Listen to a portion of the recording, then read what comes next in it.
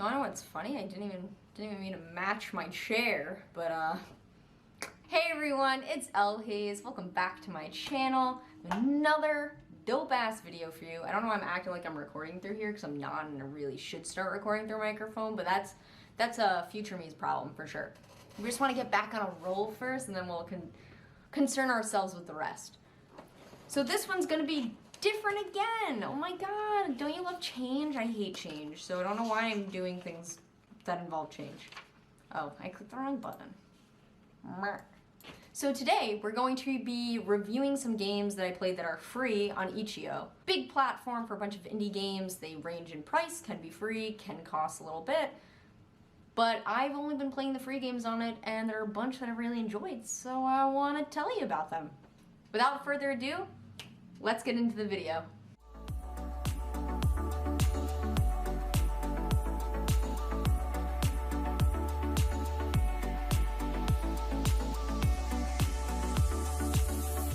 So the first game I want to talk about, oh, am I changing lighting? Yikes, hopefully we're fine. Fingers crossed we'll be fine for a little bit. Hopefully I can edit this in post, we'll see. Anyway, first game is The Good Time Garden. And this is a very odd game. I just want to preface it with that. That doesn't take away from the fact that I super fucking loved it. This game though in particular is a little NSFW. There's a lot of genitalia, boobs, things like that in this game. You are pretty much wandering this very odd garden trying to get to the end.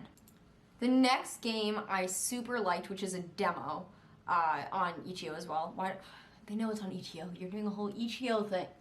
The next game I really liked was The Tavern Keeper. This is a demo though, so I don't know if that means they intend to come out with a full game. They did mention when I looked on their page that they're coming out with at least 2 more parts, but I'm not sure if that's still gonna stay within the demo or if that'll all be added in when they do a full game. I didn't fully understand that, so I'm not sure. But this game I really liked. So Tavern Keeper, you are playing a tavern keeper, go figure, on a very D&D-esque style atmospheric game. You're doing your best to match adventurers with a quest that would suit them best, so they are most likely to succeed at that quest, and therefore you get money from it. You want to do as much as you can before the time runs out for the day at the bar. You get to speak to each adventurer, learn a little bit about them, and then look at the quest board, determine who would fit best with what, and that just goes on until the day is over. I will say it can get very repetitive really fast. All the same adventures you will be dealing with the entire time, so there's not really a rotation on characters that much. I think there's at least 8 in total, 8 to 10. I'll double check the number on how many adventurers you get to deal with. So the first time through is interesting because it feels like a lot of information to take in and understanding what makes them tick, what their skill set is, all of that in a very short amount of time to make the most money. Once you've set each adventurer up with a quest, it becomes a little bit easier to tell what would fit them best. What I really liked though, for me, when I've played D&D, I've only played as a character, or as a PC. I've never played as an NPC, I've never been the DM. So this kind of put me on that side for a little bit, and I really liked that. I really enjoyed that feeling.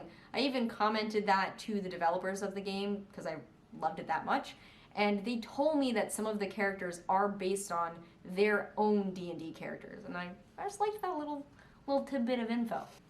The next game I liked was Ghost Study, and this is going to come with an asterisk because this is also going to be a little bit of a spoiler, but I also want to include the fact that I played this game twice, and still knowing this information did not take away from my enjoyment, and it has to do with a jump scare. So the way Ghost Study works is you've agreed to be a participant in a study to figure out how low frequency sounds affect the body. And this leads to paranormal activity a little bit. There's one part though that is the jump scare, so spoiler. I'll tell you what time to go to if you don't want to hear the spoiler. But it gets extremely loud. Extremely loud. So I don't even know if necessarily the actual act is what is scary, or it's just you're hearing such a loud sound that you're just thrown off kilter. The next game, Interview with the Whisperer. This was a really weird, different game. It's a text-based game, so if that is not at all your thing, this is not the game for you, but I like a weird variety of games as long as the story or atmosphere are good. you've got me hooked. You are a journalist that is meeting with a guy that is claimed to have talked to God through this radio-like machine that he has made. And I anticipated going into it, because I don't look into any of the games before playing them because I really want to go in blind. That's how I feel about all games I play. I really just want to enjoy the journey. So going into this game, I expected that I'd be selecting options of things to say as responses.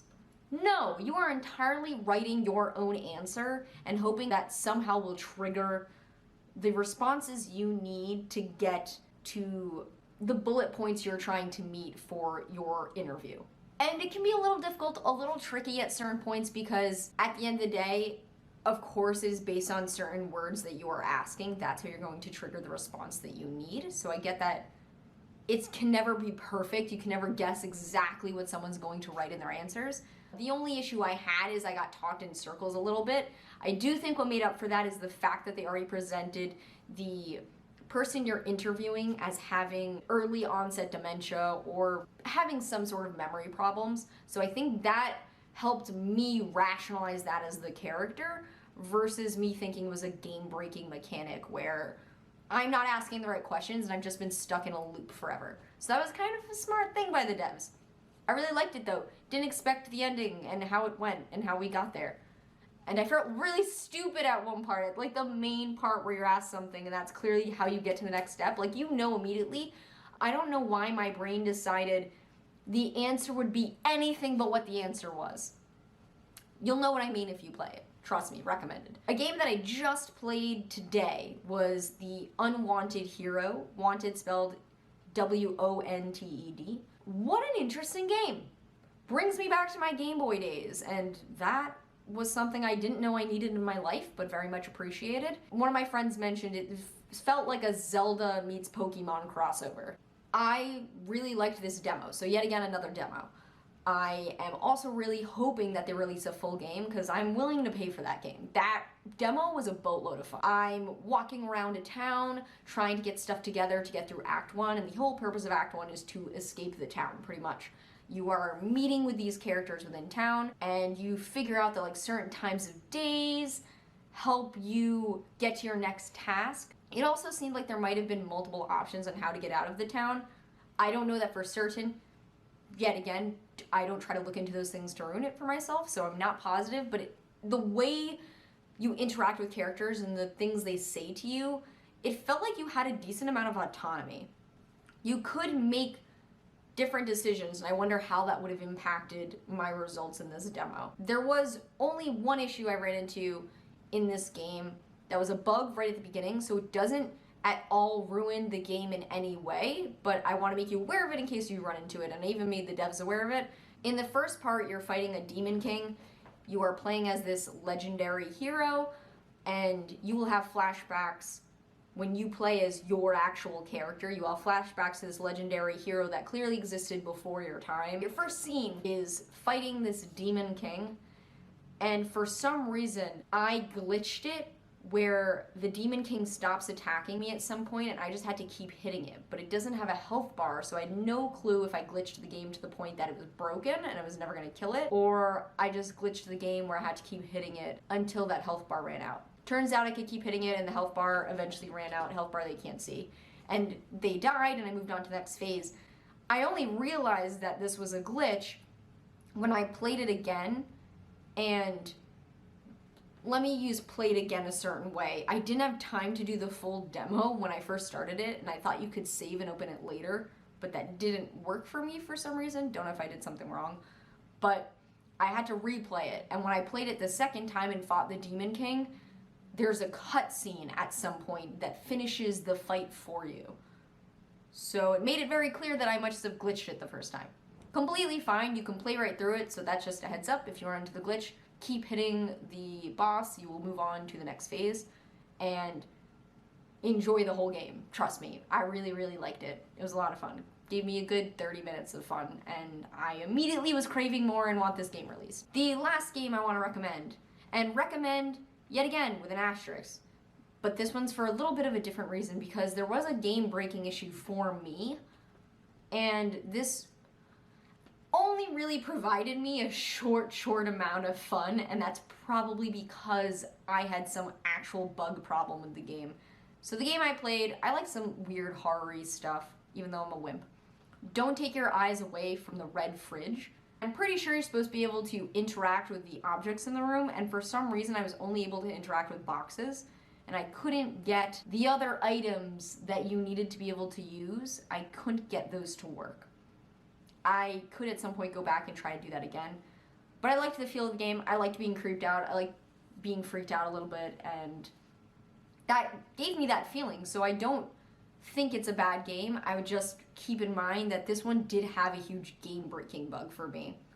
I did look up specifically this game, how it was supposed to go, and watching videos on it made me like it a lot more than my own playthrough, so if it works for you, I think you're gonna like it more than I did. Anyway, I hope you enjoyed this video. We are going to have a proper InGeek this week as the next video, so stay tuned for that, and I hope you enjoyed it. You could also leave a like, comment, tell me how you felt about this. Do you have any itch.io games you recommend I play? Because I'm just addicted to games right now. I don't know what's going on, especially short games that I can do in a quick sitting when I just have a little bit of time on my hands. So any recommendations, please leave them in the comments below. If you played any of these games, ran into any bugs like I did, or had a totally different experience, love to hear from you. So let me know in the comments, and I'll see you all in the next video. If you liked this video, click these. These are, you know, some fun things. You can click them, you can watch them, you might like them.